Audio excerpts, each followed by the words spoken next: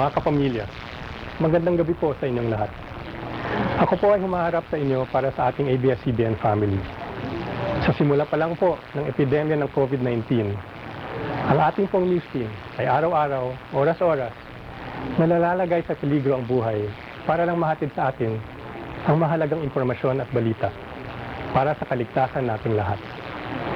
Marami po sa inyong mga kapamilya ay pumasok sa opisina para hindi matigil ang broadcast at serbisyo ng ABS-CBN.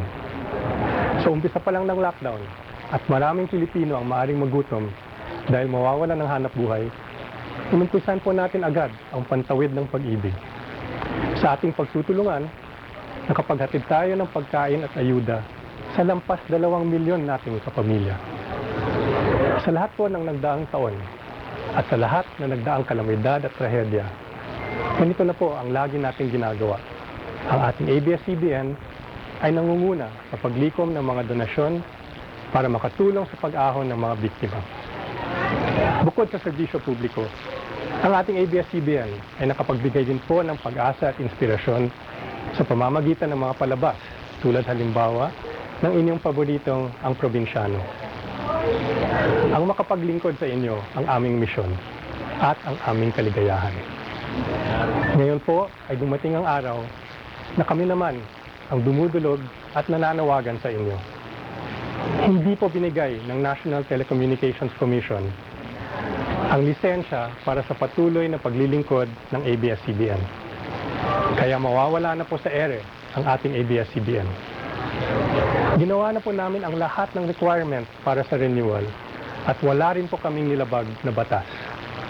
Pati po ang Kongreso na ayon sa batas ay may kapangyarihan na mag-utos sa NTC na magbigay ng provisional authority sa TV at radio stations ay nagsabi po na bigyan na muna ang ABS-CBN ng provisional authority. Marahil naintindihan ng ating mga mambabatas na mahalaga ang ating serbisyo lalong-lalo na sa panahong ito. Mga kapamilya, kung naging mahalaga sa inyo ang ating ABS-CBN, hinihingi po namin na tayo ay patuloy na magtulungan para mapanatili ang serbisyong naidudulot ng ating stasyon.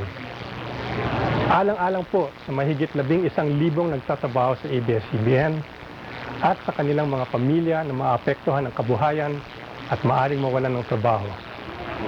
Alang-alang po sa milyon-milyong Pilipino na kailangan ng serbisyo ng ABS-CBN, lalong-lalo na sa panahon ng pinakamatinding krisis sa Pilipinas at sa buong mundo. Lalo na ngayon sa pinakamalalang panahon ng sakit at gutom. Ipadama, isaad at ipadinig po natin ang ating nararamdaman sa pagsasara ng ating ABS-CBN. Sa oras na ito, kami naman po ang humihingi ng inyong pagdamay. Maraming salamat po mga kapamilya. Maraming salamat po, Ginoong Carlo Katigbak. Samantala, narito naman ang pahayag ng aming chairman, si Ginoong Mark Lopez.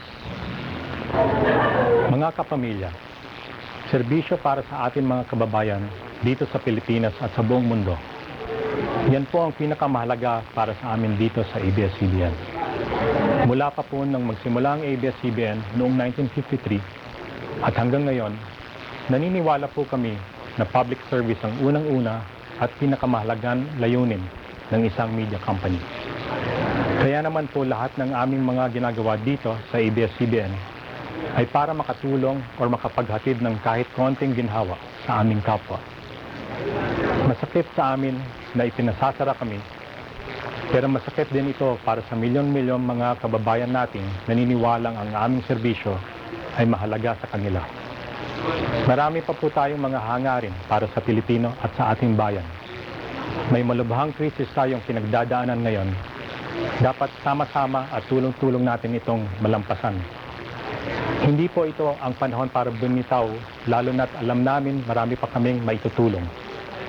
Samahan niyo po kami sa panalangin na muling ibalik ang ABS-CBN upang tuluyan kaming makapaglingkod sa pamilya at sambayanan Pilipino.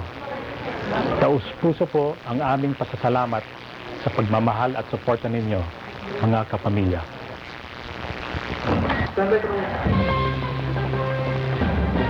Kapamilya, yan po ang mga balitang nakalap sa aming mas malawak na pagpapatrol. Hihinto po ng ABS-CBN, DZMM, MOR at lahat po ng TV at radio stations nito sa buong Pilipinas ang pag-broadcast pagkatapos po ng aming programa. Ito po ay alinsunod sa kautusan nga ng pagpapatigil po ng operasyon mula sa NTC o National Telecommunications Commission. Kinakailangan po lamang namin ng istasyon ng sapat na panahon upang maisaayos po ang pag-shutdown sa aming mga kagamitan. At maabisuhan din po ang aming mga tagapanood at mga tagapakinig. Mga kapamilya, patuloy kaming maglilingkod. Kahit wala po tayo sa ere sa Channel 2, mapapanood nyo pa rin ang aming mga balita sa teleradyo, ANC, news.abs-cbn.com at mga social media account ng ABS-CBN. Bayan, mga kapamilya, ilang dekada rin tayong nagkasama. Utang na loob namin sa inyo na tinanggap ninyo kami sa inyong mga tahanan gabi-gabi. Naging malaking bahagi na kami ng inyong buhay. Karamay sa mga panahon ng kalamidad at paghihirap. Kasabay namin kayo sa pagluha sa mga teleserye. Magkasama nating pinagbunyi ang tagumpay ng ating mga bayani, mga ordinaryong tao na nakagawa ng imposible. Sabay din nating pinanood na nabuo o mabuo ang kasaysayan sa pamagitan ng TV Patrol at iba pang news and current affairs program. Isa pong karangalan na maging tagapaglahad ng inyong mga kwento at tagabantay sa mga nasa kapangyarihan. Karangalan po namin na maglingkod sa inyo, kabayan. Hindi man na-renew ang aming prangkisa at pinatitigil ang ating broadcast, nangangako kami sa inyo, hindi kami mananahimik sa pag-ataking ito sa ating demokrasya at sa malayang pamamahayag. Sa harap po ng pinakamaling dako at hamon sa aming kumpanya at sa aming mga hanap buhay, hindi namin kayo tatalikuran, kabayan. Mga kapamilya kami, tayo ang ABS-CBN.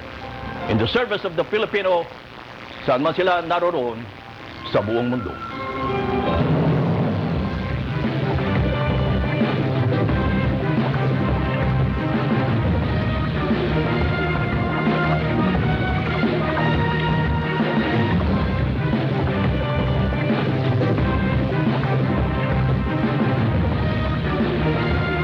Ito po ang kwento ng ating ABS-CBN. Mas priority nila kung paano mabuklod yung pamilya sa kabila ng mga pagsubok sa buhay. Everyone that's part of Showtime will continue to bring you happiness. Maraming salamat sa pamilya. I love you very much.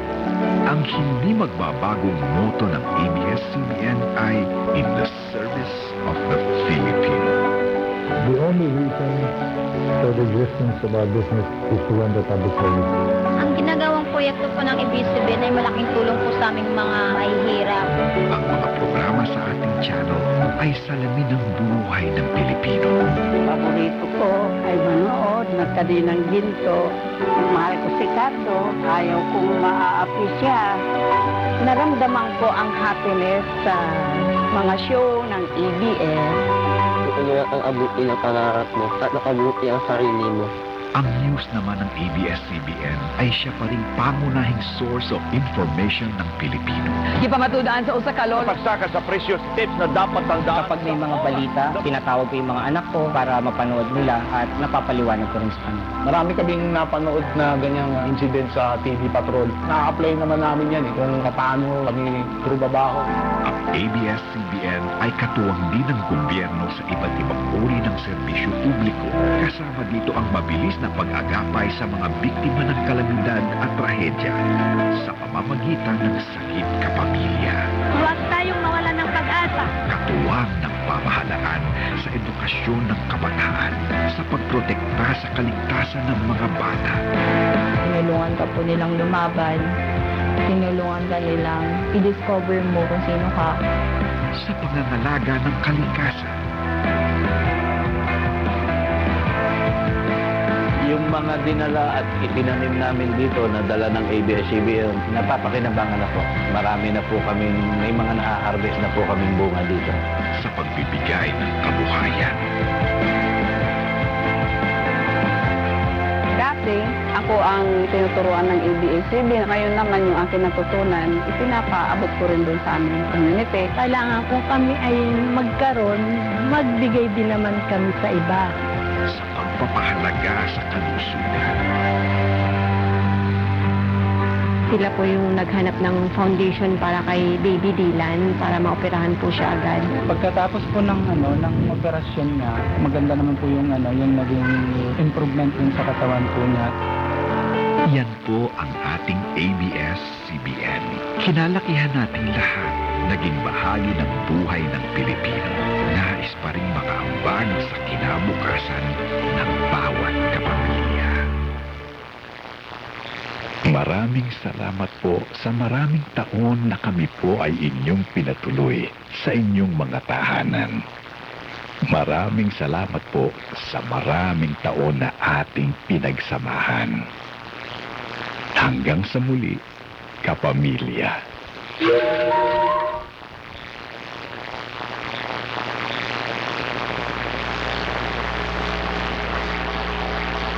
Anong oras na?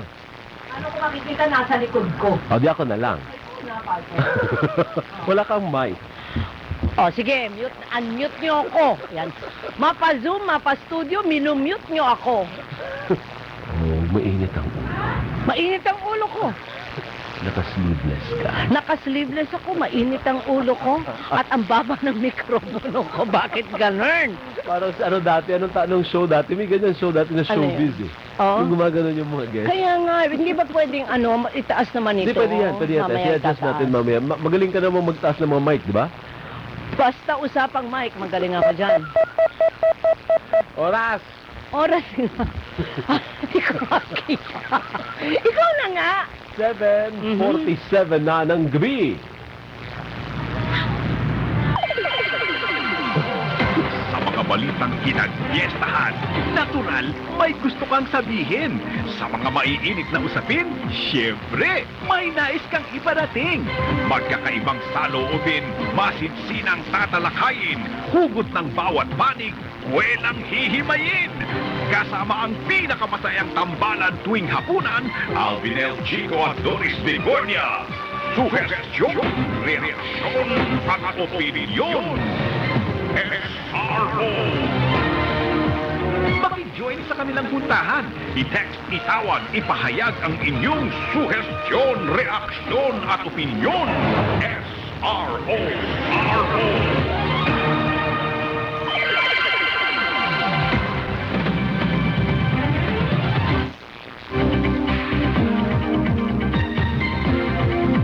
Formal na pong nawala sa himpapawid ang DZMM. Ganun din po ang ABS-CBN at pati na rin po ang broadcast ng DZMM sa inyong mga TV Plus partner. Pero buhay na buhay po ang SRO sa teleradyo. Wala na yan. Kasi hindi ako nasanay na pinipindot at kinukontrol kita. Kaya nga oo. Nangungontrol ng tao eh. Hindi ako